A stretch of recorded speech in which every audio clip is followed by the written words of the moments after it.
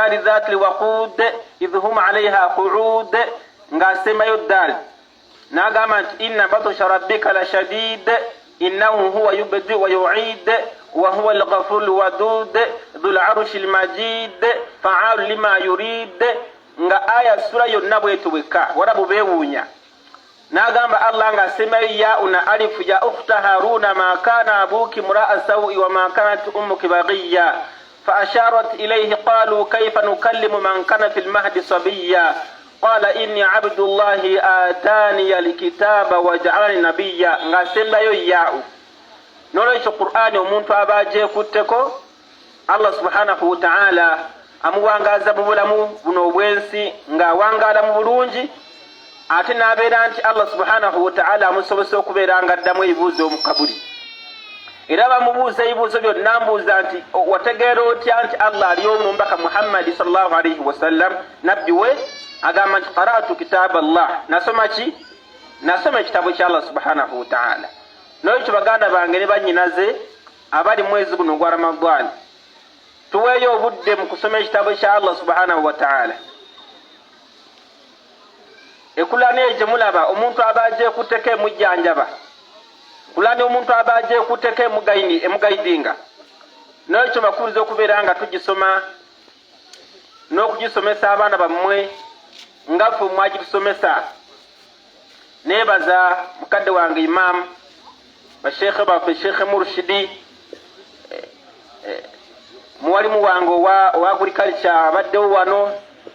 Seka Hamdan mwalimu Sengenda Arua mwalimu wange wa agriculture n'abo walimu bonna abaafuuka ensonga ffe okubeera olwali gye tuli alhamdulillah nsaba Allah bajaze khaira nga naatera okumaliriza ebigambo byange bannange tusomese abaana ekitabo kya Allah subhanahu wa ta'ala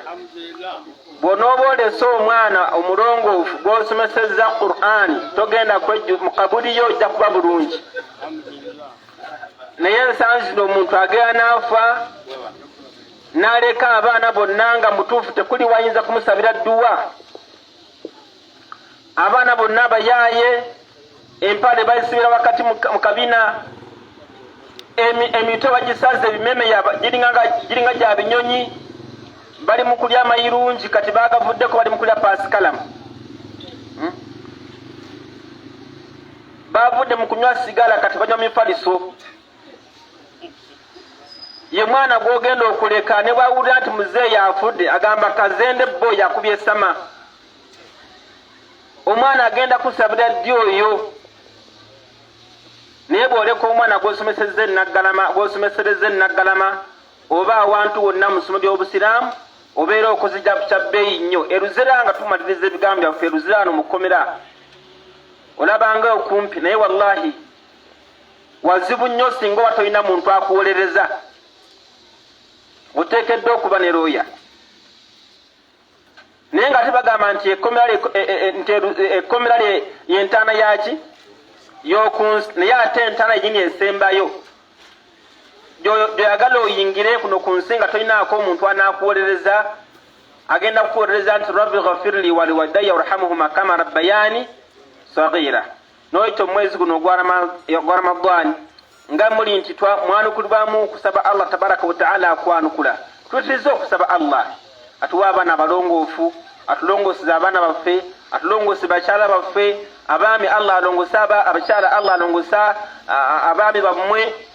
abatalina abaana abavubuka tunakuwasa tusaba Allah obwekitiibwa abawa obusobozi bawase n'abawala abatalina abasajja tusaba Allah obwekitiibwa abeerenga abawa abaami abalongoofu tusaba Allah atumalire mufu abaavu Allah abagaggawaze abasula awafunda tusaba Allah obwekitiibwa abagaggawaze atalina ntambula tusaba Allah agimuwe tusaba Allah asula awafunda mugaziirize tusaba Allah tabaraka wa ta'ala tuwe emiriraano emirungi atuwe obulamu obulungi atuwonye endwadde embi ezitewanya abavubuka n'abakadde atuwonye abantu ab'emitima emikyamu atuwonye akisidenti atuwe enkomerero ennungi tubeerenga Allah subhanahu tumusabeera abeerenga akkiriza okusiba kwaffe akuse ku mizaani yaffe ey'ebirungi nsiimye nnyo okubeera nti nfuna akazindaalo bakadde bange baseeka bange abasomesa bange mwebale kubeera nti mukyatujjukira eyo omuntu asomesa omwana nga bagati twamusomesa ate ngo byagamba ki naye ate nsanyuse nnyo saba Allah bwekitabeere nga abatuwangaaliza nze Uthman Shabani Ngobi kati nakula bannaye kati nakula alhamdulillah kati neekirivu kizeemu envi nze director wa Al-Bayan Quran Memorization Center mu kibuga Iganga nja kubeera nti ndekano Qur'an nze ntambuddeko nazo 20 imamu gwo n'omanya ngeri gye munaakola mutya kubanga kuno mwezi gwaki mwezi wa Qur'an ekitiibwa barakallahu fiikum jazakumullahu khaira